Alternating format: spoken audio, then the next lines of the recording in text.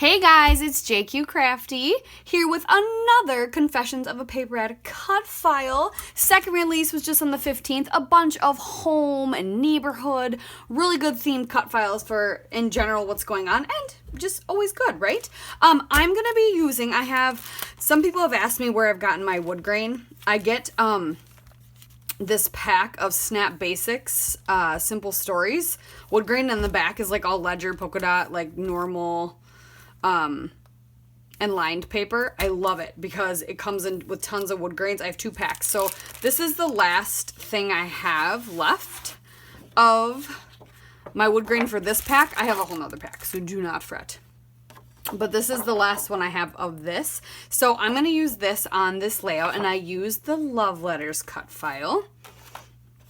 So cute. So I'm going to go ahead and back the envelopes actually white, because mostly envelopes are white. But I did another fun thing I like to do with cut files. I actually cut them out of pattern paper to give them a little character. So earlier in the month, you saw me cut one traditionally out, except for with colored cardstock to make it pop, and then back it traditionally. Today I'm doing colored paper and going to kind of back it traditionally. I've done a bunch of different things. I did it out of wood grain. I really like to use wood grain. Wood grain cutting out cut files is one of my favorites too. But I'm going to use this wood grain paper and use Coca Vanilla Studio to document when my son did a postcard project for their 100th day of school.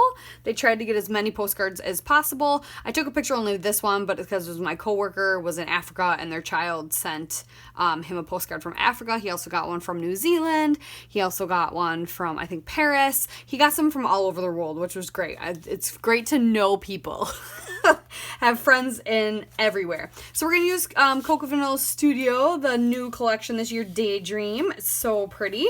And we're going to scrap this photo of a postcard. So let's get started.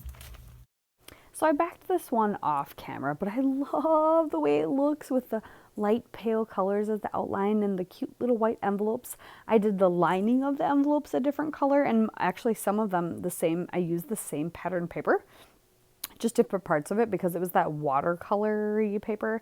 And then some others, the one has like a letter. It looks like a letter in it. So I used the black and white polka dotted one.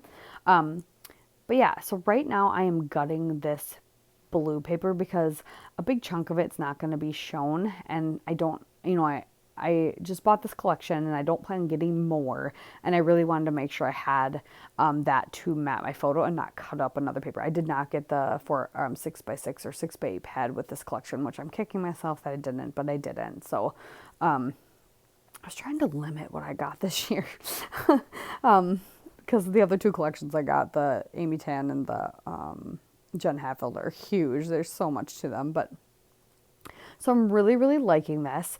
I don't want to cover up too much of the message that's on the postcard. It's okay if we cover up our address because we know what it is, but I don't want to cover too much of it up. So I'm going to go ahead and gesso the paper. And I just used some clear gesso. First I'm going to write my journaling. So I wrote that on the little letter that was sticking out of the one card. And I'm going to gesso my paper, and then I'm going to take a bunch of shimmers. I put way too much gesso on here, but it's okay. It softens it. It works out fine. It doesn't look too bad. You can still tell there's wood grain back there. For a second, I thought I did clear gesso, but I forgot that I did white to kind of, yeah. And then I'm going to take a bunch of shimmers and kind of watercolor technique-ish, splotch it, packaging technique on there. I know I used Mint to Be and Orchid Straw, I believe, for purple. And then I use Practice What You Peach, and it's either Mango Tango or Caribbean Sunset. I can't remember. Use one or the other, but I really like it. So I'm going to show you some of it right now. So I just add a little bit of water, a lot of the shimmers, and then I'm just going to splotch it down and add some more water because I did the gesso. It does warp my paper a little bit because this paper is really thin, even despite the gesso. But at least the gesso makes the color kind of pop more than, so it doesn't absorb into the paper. And then after I add the peach and the pinkish color, I do go back with my brush there's more of a finish, so you can see with my brush and add some more mint to be, because I really wanted more of that minty turquoisey blue color to stand out a little bit more. So I'm kind of holding the cut file up and seeing where I just kind of, and I don't want to look too much like blotches. I want it to look more watercolory. So I was futzing around with it, but it's so pretty and shimmery. I really like it. So now I'm going to use wet glue basically to glue down everything. I put a ton behind my photo, that's going to go flat, and this cut file, I used a ton of little foam squares, and we're popping that up, and we're going to pop it right there. So I wanted to create enough of a gap that I could see all of the little message from our friend when they went to Africa, but I don't like the weird gap that's hanging out there between those two envelopes.